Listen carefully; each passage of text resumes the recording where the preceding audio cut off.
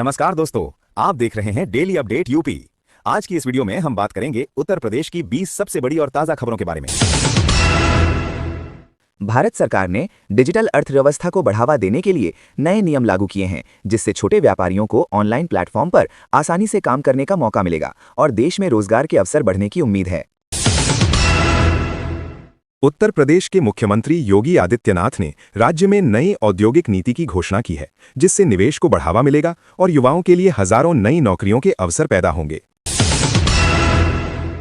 देश भर में मौसम में बदलाव देखा जा रहा है। कई राज्यों में बारिश और तेज हवाओं का असर है, जिससे किसानों को राहत मिली है, लेकिन कुछ इलाकों में फसलों को नुकसान की खबरें भी सामने आई हैं। यूनाइटेड स्टेट्स और चाइना के बीच व्यापारिक संबंधों को लेकर नई बातचीत शुरू हुई है, जिससे वैश्विक बाजार पर असर पड़ सकता है और अंतर्राष्ट्रीय व्यापार में सुधार की उम्मीद जताई जा रही है। भारतीय शेयर बाजार में आज हल्की गिरावट दर्ज की गई। निवेशकों में वैश्विक संकेतों को लेकर चिंता देखी गई। हालांकि विशेषज्ञों का मानना है कि लंबी अवधि में बाजार स्थिर रहने की संभावना बनी हुई है। देश में शिक्षा क्षेत्र को मजबूत बनाने के लिए नई पहल की गई है, जिसके तहत सरकारी स्कूलों में आधुनिक तकनीक और डिजिटल क्लासरूम की सुविधा दी जाएगी, ताकि छात्रों को बेहतर शिक्षा मिल सके। इंडियन स्पेस रिसर्च ऑर्गेनाइजेशन ने अपने नए अंतरिक्ष मिशन की तैयारी तेज कर दी है। इस मिशन के जरिए भारत अंतरिक्ष अनुसंधान में एक और बड़ी उपलब्धि हासिल करने की दिशा में आगे बढ़ रहा है। स्वास्थ्य मंत्रालय ने देश में बढ़ते वायरल संक्रमण को देखते हुए नई गाइडलाइंस जारी की हैं। लोगों को सावधानी बरतने और साफ सफाई का ध्यान रखने की सलाह दी गई है, ताकि संक्रमण को फैलने से रोका जा सके। खेल जगत में भारतीय टीम ने शानदार प्रदर्शन करते हुए अंतर्राष्ट्रीय मुकाबले में जीत हासिल की है, जिससे खिलाड़ियों का मनोबल बढ़ा है और आने वाले टूर्नामेंट के लिए टीम का आत्मविश्वास मजबूत हुआ है। टेक्नोलॉजी क्षेत्र में नई आर्टिफिशियल इंटेलिजेंस तकनीक का विकास तेजी से हो रहा है, जिससे कई क्षेत्रों में काम आसान हो रहा है, लेकिन इसके साथ ही डेटा सुरक्षा और गोपनीयता को लेकर चिंताएं भी बढ़ रही हैं। 21 मार्च को सुप्रीम कोर्ट ऑफ इंडिया में कई महत्वपूर्ण मामलों पर सुनवाई हुई, जिनमें प्रशासनिक सुधार और नागरिक अधिकारों से जुड़े मुद्दे शामिल रहे। अदालत ने सरकार से विस्तृत जवाब दाखिल करने को कहा। इंडियन स्पेस रिसर्च ऑर्गेनाइजेशन ने नए उपग्रह मिशन की तैयारी तेज की।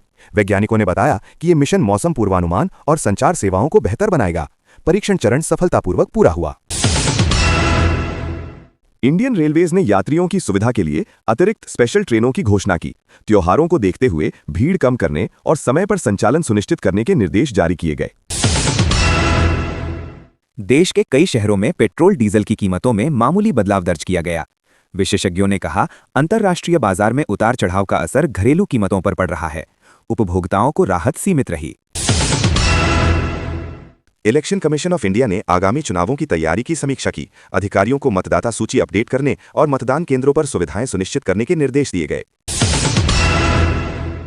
मौसम विभाग ने उत्तर भारत में तेज हवाओं और हल्की बारिश की संभावना जताई। किसानों को फसल की सुरक्षा के उपाय करने और यात्रियों को सावधानी बरतने की सलाह जारी की गई। शेयर बाजार में बैंकिंग और ऑटो सेक्टर में हल्की तेजी देखी गई।